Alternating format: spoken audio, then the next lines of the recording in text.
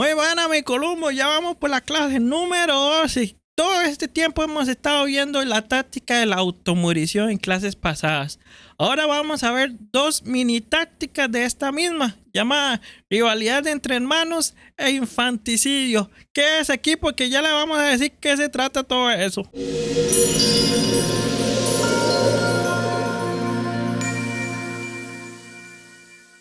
Los argumentos o puntos de vista pueden autodestruirse por diversas razones.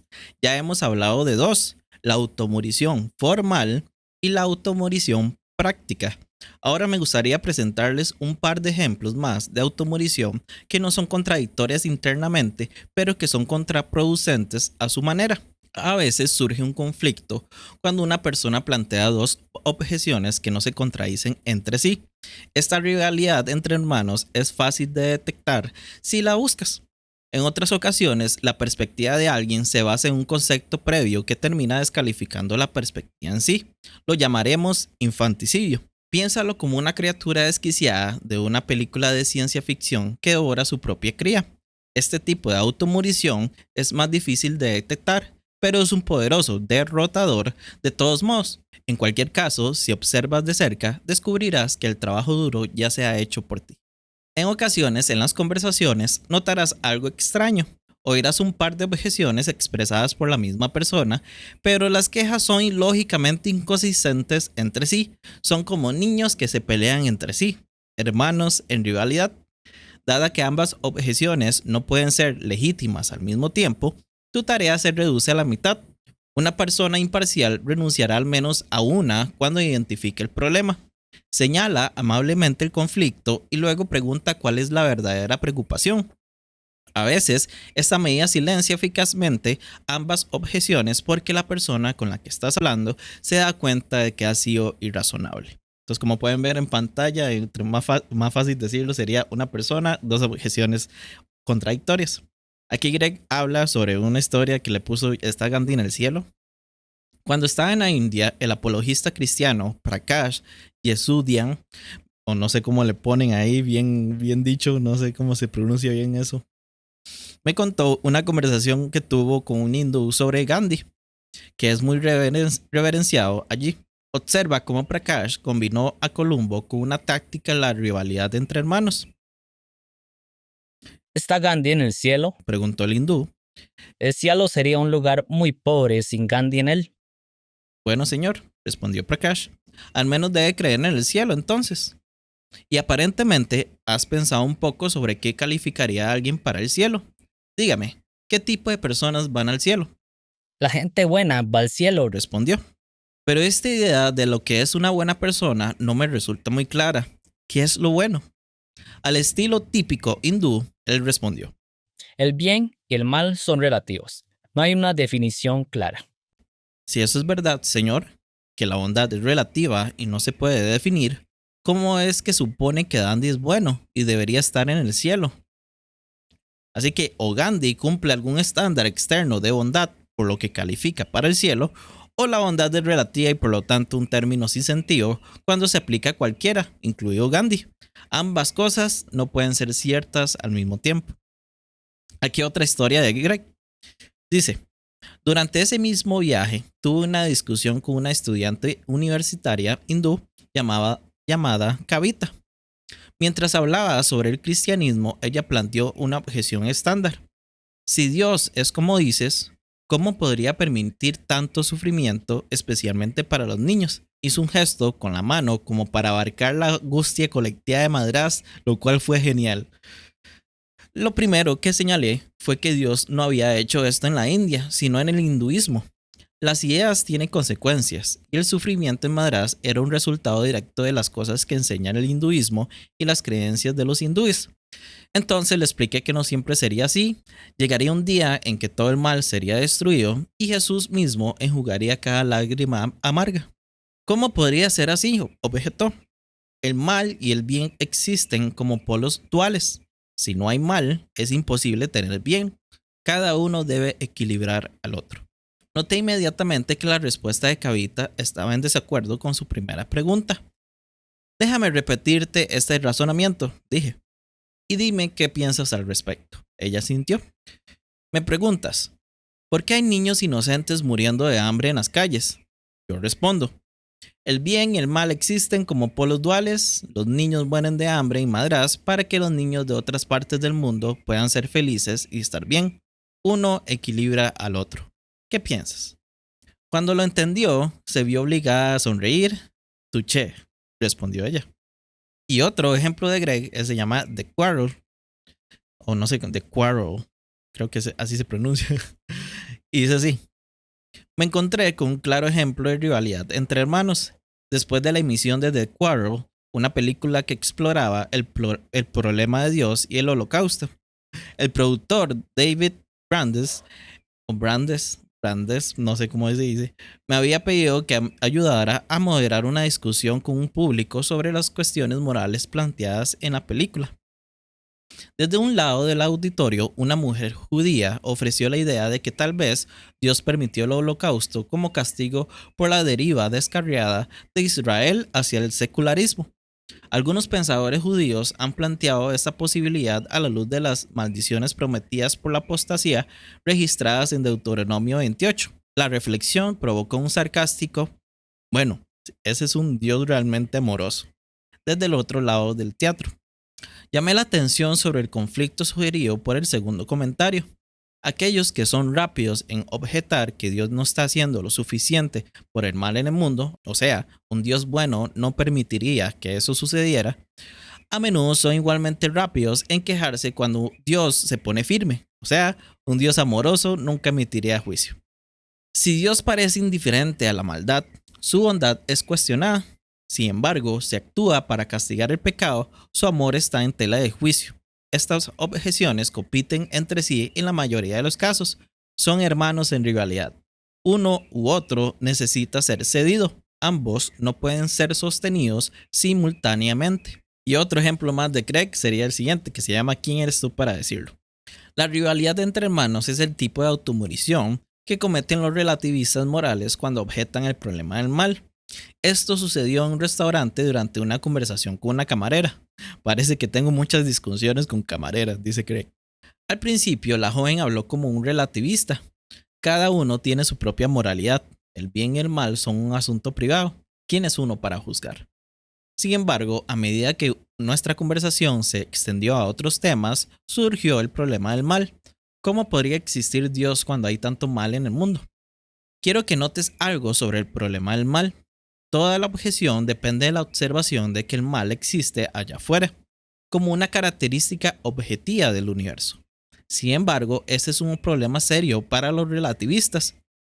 Según el relativismo, cuando alguien usa la palabra maldad, está expresando una preferencia personal.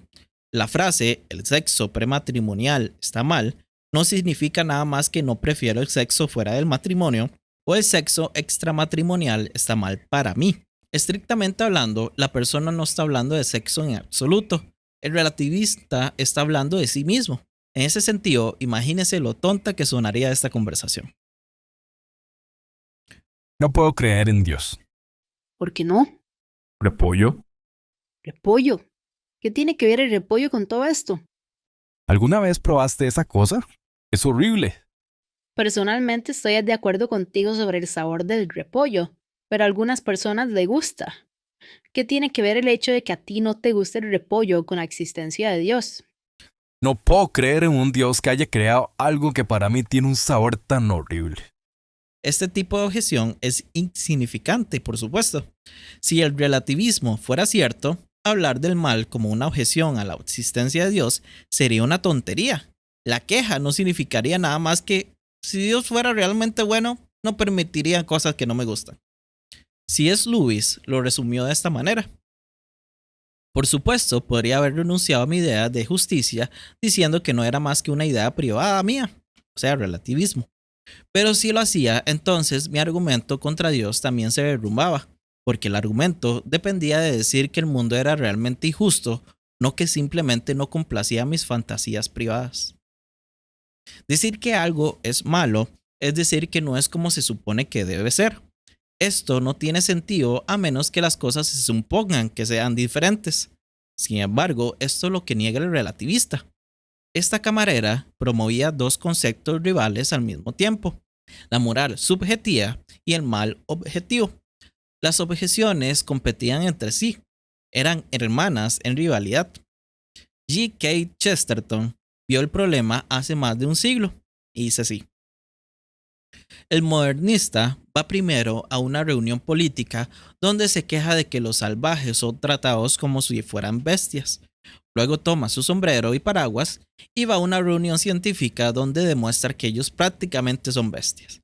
En su libro sobre política ataca a los hombres por pisotear la moralidad, y en su libro sobre ética ataca la moralidad por pisotear a los hombres. La creencia de que el bien y el mal objetivos no existen, o sea, relativismo, está en conflicto, rivalidad, con un rechazo de Dios basado en la existencia del mal objetivo. Otro ejemplo: si la homosexualidad es moralmente neutral porque es natural, entonces la adopción por parejas del mismo sexo debe ser incorrecta porque para los homosexuales la paternidad sería antinatural según el mismo estándar. El mismo principio gobierna ambas cuestiones. Si la naturaleza dicta la moralidad y la consecuencia natural para los homosexuales es no tener hijos, entonces es antinatural y por lo tanto inmoral que los homosexuales críen hijos. La inseminación artificial de lesbianas o las adopciones por parejas del mismo sexo serían incorrectas según la lógica de su propio argumento. Este es una automorición del tipo de rivalidad entre hermanos. Ahora sí, vamos por la táctica del infanticidio. He dejado el infanticidio para el final porque es el tipo de automorición más difícil de entender. Así que permítanme comenzar con un ejemplo. Piensen por un momento en cómo este padre ingenuo terminó una carta a su hijo en la universidad. Hijo, si no recibiste esta carta, por favor házmelo saber y te enviaré otra. Hice una copia. Esto tal vez te haga reír por una razón. El hijo tendría que recibir la carta para pedir una copia, pero entonces no la necesitaría. Si nunca recibió la original, no sabría que puede pedir otra. Hay una cierta relación de dependencia en juego aquí que está en el corazón del infanticidio. A veces una objeción, el niño, depende de una noción previa, o sea, el padre, que debe estar presente para que se presente el desafío. Decir a voz alta las cuerdas vocales no existen no es internamente contradictorio, pero como se necesitan cuerdas vocales para decirlo, hacer la afirmación resulta en contradicción. O sea, el concepto de padre, cuerdas vocales, devora al niño, o sea, la afirmación verbal de que no existen cuerdas vocales. Por eso llamamos a esta variación infanticidio. Si una afirmación no se puede hacer a menos que el concepto padre del que depende sea verdadero, pero la afirmación niega el concepto padre, entonces el argumento comete infanticidio. O sea, el niño es destruido por el padre en el que se basa. Un ejemplo sería los bolos. Y un ejemplo más poderoso de infanticidio tiene que ver con el problema del mal. Analizamos una queja de los relativistas morales relacionada con el mal que se vio comprometida debido a la rivalidad entre hermanos. Sin embargo, cuando los objetivistas morales, o sea, personas que creen en la moralidad real y universal, argumentan que Dios no puede existir debido al mal, su perspectiva falla de una manera diferente, comete infanticidio. De hecho, Greg dice que en lugar de que el mal sea un buen argumento contra Dios, está convencido de que es una de las mejores evidencias para Dios. Así que la primera pregunta que el ateo debe responder es: ¿qué quiere decir con mal? Su impulso será dar ejemplos de maldad, o sea, asesinatos, torturas, opresiones, pero eso no tiene sentido. ¿Por qué llamar maldad a esas cosas? Primero, hay que tener una idea clara de lo que es el mal antes de poder señalar ejemplos de él. Quiero que pienses un momento en los conceptos de lo bueno y lo malo. ¿Cómo sabes la diferencia entre, por ejemplo, un buen jugador de bolos y uno malo? En los bolos solo importa una cosa: gana quien derriba más bolos. Lo que cuenta es la puntuación. Para saber la diferencia entre mediocre y maestro en cualquier cosa, es necesario contar con una forma de llevar la puntuación. Debe haber algún estándar de perfección para medir un desempeño. En los bolos ese estándar es 300, o sea, cada bolo derribado en cada tirada. De hecho, algunas personas lo han hecho. Si eres golfista, un golpe por hoyo, un hoyo en uno con cada swing. Esta es la perfección golfista y nadie lo ha hecho nunca. Observa que incluso cuando la perfección no es alcanzable, o sea, la puntuación de golf es de 18 en un campo de 18 hoyos, sigue siendo necesario un sistema de puntuación para distinguir entre excelencia, mediocridad y fracaso absoluto. De la misma manera, los juicios morales requieren una forma de llevar la puntuación para distinguir la virtud del vicio. Este es el punto que estaba planteando antes sobre el fracaso de vincular el relativismo moral con una queja sobre el mal objetivo en el mundo. Si no hay un sistema de puntuación, lo que dice el relativismo, no puede haber ningún mal. Anteriormente en la clase observé que usamos la palabra mal cuando vemos cosas que no son como se suponen que deben ser. Tenemos un estándar en mente, una especie de sistema de puntuación moral que nos permite reconocer las deficiencias morales. La razón por la que decimos que algunas cosas son malas es que nos damos cuenta de que tienen una puntuación baja en la escala de bondad, por así decirlo. Si no hubiera un estándar, no podría haber error. C.S. Lewis señala esto. Mi argumento contra Dios fue que el universo parecía tan cruel e injusto. Pero ¿cómo había llegado a esta idea de justo e injusto? Un hombre no llama a algo torcido a menos que tenga una idea de una línea recta.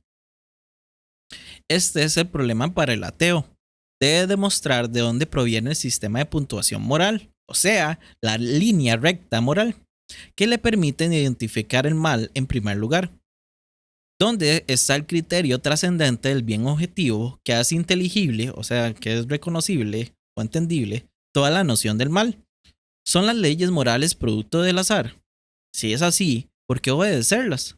¿Qué o quién establece cómo deben ser las cosas? He aquí una idea que resulta de ayuda. Una regla moral implica un mandato junto con el deber de obedecerlo. Ambos requieren mentes. El especialista en ética Richard Taylor explica lo siguiente. Un deber es algo que se debe, valga la redundancia, pero en inglés se escucha diferente, se dice diferente. Pero algo solo se puede deber a alguna persona o personas. No puede existir algo así como un deber aislado. El concepto de obligación moral es ininteligible separado de la idea de Dios. Las palabras permanecen, pero su significado ha desaparecido. Parece que no hay una buena manera de explicar un estándar trascendente del bien objetivo, o sea, las reglas morales que violan las personas que cometen el mal en cuestión, sin la existencia de un creador de reglas morales trascendentes. En la película de The Quarrel, ya lo vimos, el rabino Hirsch desafía al secularista Shane sobre este mismo punto. Dice así: si no hay nada en el universo que sea superior a los seres humanos, entonces, ¿qué es la moralidad? Bueno, es una cuestión de opinión. A mí me gusta la leche, a ti te gusta la carne. A Hitler le gusta matar gente, a mí me gusta salvarla. ¿Quién puede decir que es mejor? Comienzas a ver el horror de esto. Si no hay un amo en el universo, entonces ¿quién puede decir que Hitler hizo algo malo? Si no hay Dios, entonces la gente que asesinó a tu esposa y a tus hijos no hizo nada malo. Un Dios moralmente perfecto es el único estándar adecuado para el sistema de puntuación que da sentido a la existencia del mal para empezar. Dado que Dios debe existir para que el mal sea inteligible, o sea, que se entienda, el mal no puede ser evidencia contra Dios. La denuncia comete infanticidio. Irónicamente, dice Greg, el mal no prueba el ateísmo, sino todo lo contrario. Solo puede haber un problema del mal si Dios existe. Es un problema que solo puede plantear un teísta, no un ateo. Cuando un ateo expresa su preocupación, se ve atrapado en un dilema automorido. Obviamente la palabra no es esa, pero ya saben por qué lo cambié. Observa que esta dificultad es un poco diferente del problema de la rivalidad entre hermanos con el mal, mencionado anteriormente. En ese caso, dos argumentos incompatibles se encontraban uno al lado del otro. O sea, el primero era que el verdadero mal no existe porque la moralidad es relativa. El segundo era que el mal sí existe, por lo que la existencia de Dios está en cuestión. Cuando alguien sostiene simultáneamente que el mal existe y que no existe, hay un conflicto irreconciliable, una rivalidad entre hermanos. Uno o el otro tiene que desaparecer. Sin embargo, con infanticidio, la noción de moralidad, o sea, con su correspondiente concepto de maldad, se basa en el fundamento previo de la existencia de Dios. Dios parece ser necesario para que cualquier conversación sobre el mal sea coherente. Por lo tanto, nunca puede utilizarse para refutar a Dios, porque sin Él la objeción no tendría sentido. Los cristianos que comprenden que Dios es necesario para la moralidad a veces cometen un error. Concluyen erróneamente que los ateos no pueden ser morales. Michael Shermer, editor ateo de la revista Skeptic, responde lo siguiente: miren, soy ateo y soy moral. Tanto la crítica como la respuesta pasan por alto el punto central. La cuestión no es si un ateo puede ser moral, sino si puede darle sentido a la moralidad en un universo sin Dios. La gravedad sigue funcionando incluso cuando la gente no tiene una explicación de por qué funciona. Así que la cuestión de por qué funciona es lo que los filósofos llaman el problema del fundamento. ¿En qué se fundamenta la moralidad? ¿En qué se basa? ¿Qué explicación explica mejor un universo moral? ¿Qué cosmovisión tiene más sentido a partir de la existencia del mal o del bien? El ateísmo es un sistema fisicalista que no tiene los recursos para explicar un universo lleno de cosas no físicas como las obligaciones morales. Por cierto, tampoco pueden hacerlo algunas religiones orientales. Si lo que tomamos como realidad es en realidad una ilusión, como sostiene el hinduismo clásico, entonces la distinción entre el bien y el mal carece de sentido. Alguien como el Dios judeo-cristiano debe existir para poder explicar adecuadamente las leyes morales. Si no hay Dios, entonces ninguna conducta es realmente buena. La conducta de una persona, la de un ateo por ejemplo, puede imitar la conducta de otra persona, por ejemplo la de un cristiano. Pero sin un estándar externo, o sea, un sistema de puntuación, ni el ateo ni el cristiano pueden ser genuinamente buenos o malos para el caso. El teísmo resuelve el problema del fundamento en la moralidad. Explica cómo incluso un ateo como Michael Shermer es genuinamente capaz de una conducta noble. Sigue viviendo en el mundo de Dios. Quiero volver a tratar un problema que surgió antes. En la clase 10 mostré cómo la idea de que la ciencia es la única fuente de verdad confiable comete lo que llamamos automorición formal. Sin embargo, esta noción está doblemente muerta porque también comete infanticidio. El término cientificismo describe la idea de que la ciencia es el único método fiable para conocer la verdad sobre el mundo. En consecuencia, todo lo que está fuera de la ciencia es una cuestión de mera creencia y opinión subjetiva, escribe el filósofo J.P. Moreland, cuya evaluación racional es imposible. Así es como el cientificismo comete infanticidio. Imaginemos que queremos reunir todo el conocimiento en una caja a la que llamaremos la caja de la verdad. Antes de que cualquier supuesta verdad pueda entrar en la caja, tendría que pasar primero la prueba de la verdad científica. Esta es la afirmación del cientificismo. El problema es que nuestro proyecto de conocimiento nunca podría empezar, porque algunas verdades tendrían que estar primero en la caja de la verdad antes de que la ciencia misma pudiera empezar a analizarla. Por ejemplo, las verdades de la lógica y las matemáticas tendrían que estar en la caja junto con la verdad de la fiabilidad básica de todos nuestros sentidos. Ciertas verdades prácticas expresadas como requisitos morales, como la proposición, reportar todos los datos honestamente, tendrían que estar en la caja. Todo el método científico tendría que estar en la caja antes de que el método mismo pudiera utilizarse para comprobar la veracidad de cualquier otra cosa. Ninguna de estas verdades puede establecerse mediante los métodos de la ciencia, porque la ciencia no puede operar en un vacío de conocimiento. Ciertas verdades, conocidas por medios distintos de la ciencia, deben estar en su lugar antes de que la ciencia pueda empezar a comprobar otras verdades. Por ejemplo, así un ejemplo súper rápido, para que se pueda llevar a cabo un método científico, uno debe creer en la existencia de los números, ¿verdad? Obviamente usted no puede escribir datos y usted no piensa que los números son verdades antes de que pasar por el método científico los números, ¿verdad? Porque si obviamente no se puede pasar por pruebas los números y sí, o verdades matemáticas. Entonces, eso sería un ejemplo. Dado que la noción de cientificismo, o sea, el niño, es incompatible con las presuposiciones no científicas que hacen posible la ciencia, o sea, el padre, el cientificismo como perspectiva integral de conocimiento comete infanticidio. Siempre me parece extraño cuando la gente intenta presentar argumentos a favor del determinismo. He aquí por qué. Los deterministas afirman que la libertad es una ilusión. Cada una de nuestras elecciones es fija, estrictamente determinada de antemano por las circunstancias que le preceden, o también por Dios, ¿verdad? Todas nuestras elecciones son resultados inevitables de fuerzas físicas ciegas que escapan a nuestro control. El problema con esta perspectiva es que sin libertad, la racionalidad no tendría espacio para operar. Los argumentos no importarían, ya que nadie podría basar sus creencias en razones adecuadas. Uno nunca podría juzgar entre una buena idea y una mala. Uno sostendría creencias solo porque ya estaría predeterminado a hacerlo. Por eso resulta extraño que alguien intente defender el determinismo. Si el determinismo fuera cierto, la persona estaría decidida a creer en él, y otros estarían igualmente decididos a discrepar. Tendrían que admitir que las razones no importan y que tratar de pensar en el asunto es una pérdida de tiempo. Aunque es teóricamente posible que el determinismo sea cierto, o sea, no hay ninguna contradicción interna hasta donde yo sé, nadie podría saberlo si lo fuera. Todos nuestros pensamientos, disposiciones y opiniones habrían sido decididos en nombre nuestro por factores que escapan a nuestro control. Por el contrario, el conocimiento genuino se basa en razones sólidas, no en reacciones deterministas. Por lo tanto, los argumentos a favor del determinismo se autodestruyen. El padre, o sea, el determinismo, destruye al hijo, o sea, el argumento a favor del determinismo. Cuando utilicemos cualquier forma de la táctica de la automorición, ten un objetivo específico en mente.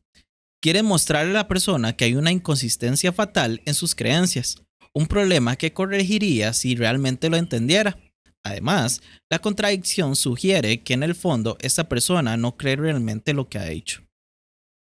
Cuando dice, no existe la verdad, en realidad cree que hay algunas verdades, pero duda de otras, probablemente la que le estás contando. Cuando dice, está mal que impongas tu moralidad a los demás, está claro que no cree que esto siempre esté mal, sino solo a veces, probablemente en tu caso. Creo que puedes ver cómo la táctica de la automorición no es un fin en sí misma, sino que puede usarse como un puente hacia otras preguntas. ¿Qué tipo de evidencia es adecuada para darnos la confianza de que algo es verdad? ¿Bajo qué circunstancias podríamos imponer legítimamente nuestra moralidad a otra persona? ¿Se aplican esas circunstancias aquí? Así que, ¿qué aprendimos en esta clase? Terminamos nuestro análisis de la táctica, la automorición, considerando dos formas finales en cómo las perspectivas se autodestruyen, o sea, la rivalidad entre hermanos y el infanticidio. A veces las objeciones vienen en pares que son lógicamente inconsistentes entre sí, como niños que pelean, están en oposición, hermanos en rivalidad. Como se contradicen entre sí, ambas objeciones no pueden ser quejas legítimas. Al menos una puede eliminarse señalando el conflicto. El infanticidio es un poco más difícil de entender. A veces una objeción, el niño, depende de una noción previa, el padre, que debe estar en su lugar para que se presente el desafío. Si una afirmación no puede hacerse a menos que el concepto padre del que depende sea verdadero, pero la afirmación niega el concepto padre, entonces el padre mata al niño y el argumento comete infanticidio. Vimos cómo este tipo de autorrefutación se aplica al problema del mal. Como la existencia de Dios es necesaria para hacer inteligible la noción del mal, la existencia del mal no puede usarse como prueba de que Dios no existe. Indica exactamente lo contrario. Si el mal existe, entonces existe el bien. Si el bien existe, entonces existe Dios. Irónicamente, la existencia del mal es una evidencia poderosa a favor de Dios y no en contra de él.